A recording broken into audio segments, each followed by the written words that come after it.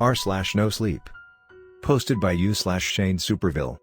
I work at a wildlife reserve in Kenya. The animals are different after dark. I've loved certain things. Now the same things that have brought me joy and peace, I can't even stand to look at them. To think of them. Forgive me if the flow of the writing is staggered, but a lot has happened over the past 24 hours and I'm still in the process of collecting my thoughts, much more my words.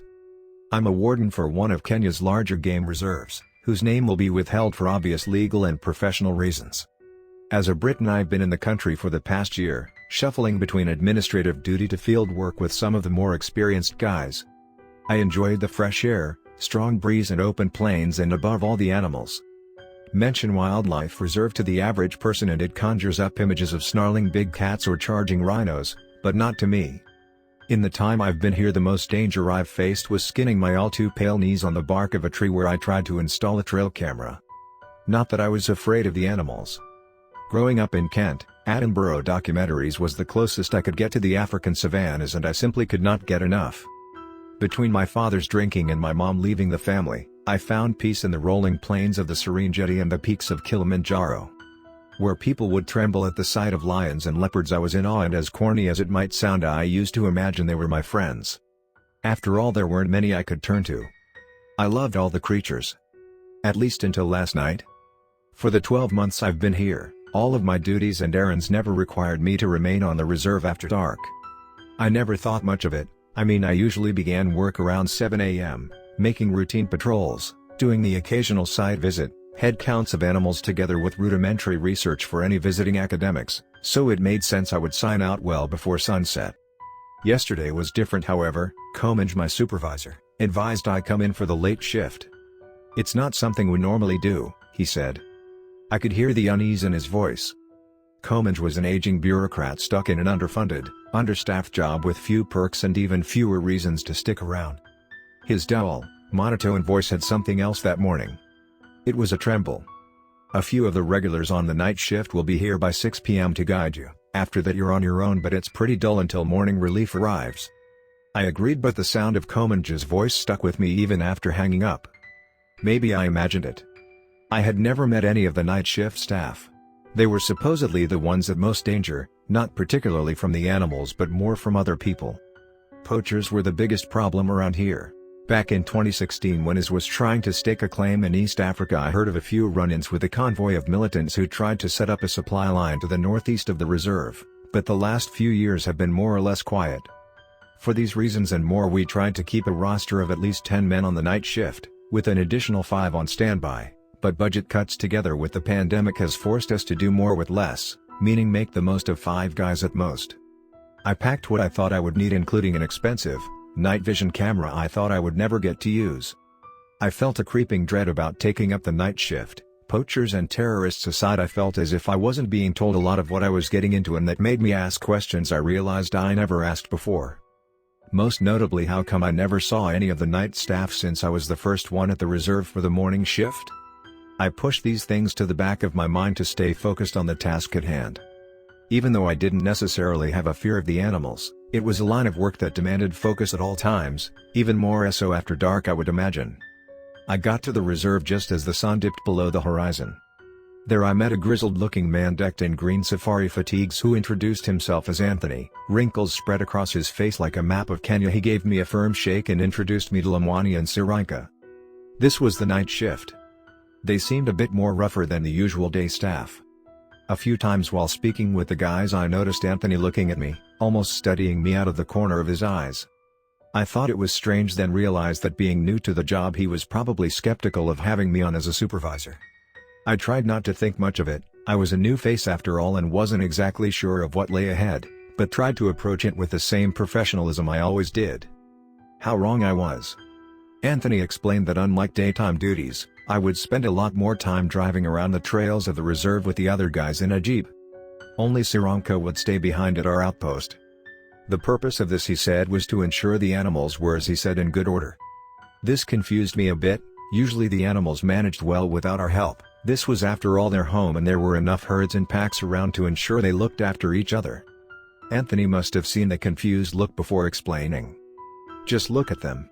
Nothing more, don't get close." Even with the advice, I saw a look of concern wash over his face. It was the look of someone realizing that they got the wrong man for the job. By 9 p.m. we drove to the southernmost portion of the reserve. Anthony turned off the lights and killed the engine of the Jeep. There we sat in darkness and silence for almost 3 minutes before I tried to crack a joke to break the tension. "Quiet," he instructed. No sooner had he said that I heard it. About 100, maybe 140 meters away was the sound of something, a shrill cry that seemed to rattle the hood of our Jeep. I almost leapt out of the seat before I felt a strong palm grip my wrist. "Relax," Anthony said in the same voice as he would say good evening. Shortly after I heard a cry of zebras, only they didn't sound quite right. It's difficult to explain, but it almost sounded like something pretending to be a zebra. Anthony muttered something to Lamwani, who was in the back seat. I heard him radio back to Saranka at the outpost. "We're heading over to the source of the sound," he said as he turned the keys in the Jeep as the engine roared to life. I still wasn't sure what I was supposed to be doing out here, as Lamwani handed us headlamps as we drove towards the strange sounds. We stopped and killed the lights and engine of the Jeep before venturing through a narrow dirt track lined with dry shrubs. "Have you ever used a gun before?" Anthony asked. I struggled to answer it. My work never required it. I was a field researcher after all. "Forget it, just stay close to us," he coldly instructed. After about 5 minutes of walking we came to a clearing, and that's where I saw them. A herd of zebras, only not quite. Between the darkness and poor vision of the night, my brain hurt trying to make sense of what I saw before me. Zebras, or what looked like zebras. They looked corrupted. I saw a zebra with a pair of human eyes and a mouth that seemed too big for any animal, his lips peeled back into an unnatural grin. His eyes, I felt his gaze settle on me and a cold, hot burning on me. There were others. Another zebra's mouth opened up, not on his head where it should be but beneath his neck, his head hanging limply behind like some abominable Pez dispenser. A headless zebra strutted along calmly as another walked upright on 2 legs like a human. I felt a chill seeing this, my dinner churned in my stomach seeing this and hearing their laughs and noises. Suddenly Anthony's voice shook me. "Don't take your eyes off of us," he scolded, but before I could obey I heard a noise behind me. I whipped around to see what it was, only to find nothing. In the time it took me to do that, Anthony and Lamwani were gone. It was impossible. They were an arm's length away from me and I only turned for a second, maybe even less, yet they were nowhere to be seen. I saw the zeb. The thing strutting towards me and ran. The flow of my headlight barely lighting the way, across dirt and rocks as I ran across the savannah. What the fuck did I get myself into? I tried to retrace my steps back to the Jeep, but it was no use. Between the running and the darkness I was perfect lost. My legs were burning, my chest hurt. What were those things? I felt like I was being punished. I felt for my radio only to realize it fell out. I avoided the trees knowing that's where the leopards on the plains took their rest, and I didn't want to replace one problem with another.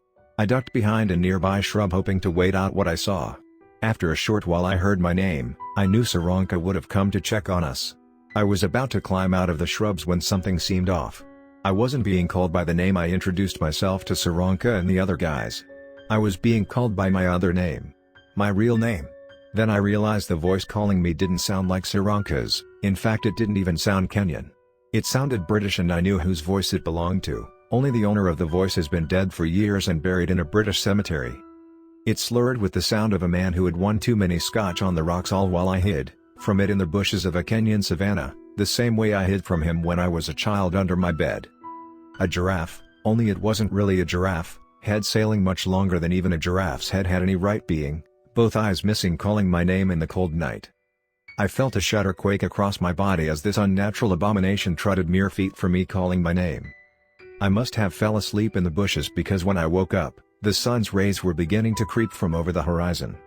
I never felt so relieved before in my life. In the distance I saw the Jeep and made a run for it, but by that time the few animals I did glimpse seemed to be normal. I didn't take any chances as I pushed the gas back to the outpost, where I was prepared to give a proper scolding to Saranka for not following the proper SOPs when it came to missing staff. Only no one was there. No Saranka, and certainly no Anthony or Lamwani. I dialed Komanj immediately, and he along with a few other senior officials visited the area within the hour. We alerted the proper authorities and I gave my statements to everyone who asked. I haven't been given the full picture as yet. To be honest, I don't even know if I want the full picture on what happened on that night. Those animals. Whatever they are, they were corrupted, or worse yet, that's what they always were when the lights went out.